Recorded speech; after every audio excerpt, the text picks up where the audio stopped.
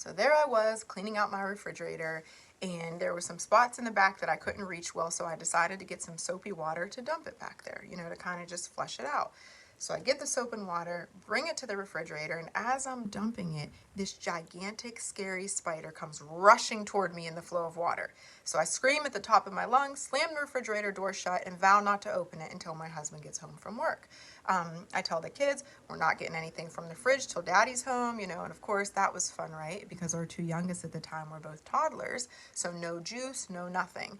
And hours later, my husband gets home from work after his shift, and I'm like, yes, our hero's home. He's going to save the day, save our lives. This giant spider's in there, and I don't want to touch it. So he opens the refrigerator door and starts laughing hysterically. And then he comes toward me and he's telling me to look at the spider. And my husband's a big jokester, so when he says that, I just don't trust him. He's trying to put like a dead insect in my face. And so, I'm telling him, no, no, no, get away from me, blah, blah, blah. And I don't have a phobia of spiders. I don't particularly like them. But yeah, I just was like, that thing was huge. I'm not touching it. It just looked weird.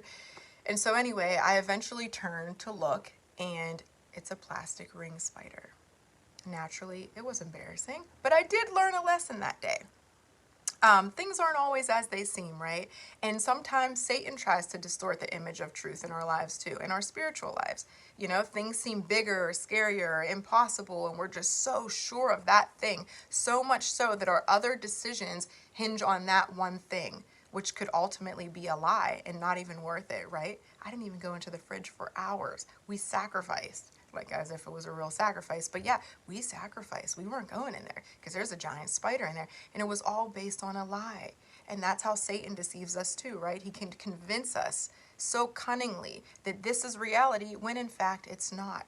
And God says that he didn't give us a spirit of fear, but of power, love, and a sound mind. So I hope you enjoyed my little story today. Please like and subscribe for more videos. I have a lot of stories like that, and I'd be more than happy to share them with you. So we'll see what happens here. But anyway, God bless you and have a good and safe weekend. Bye-bye.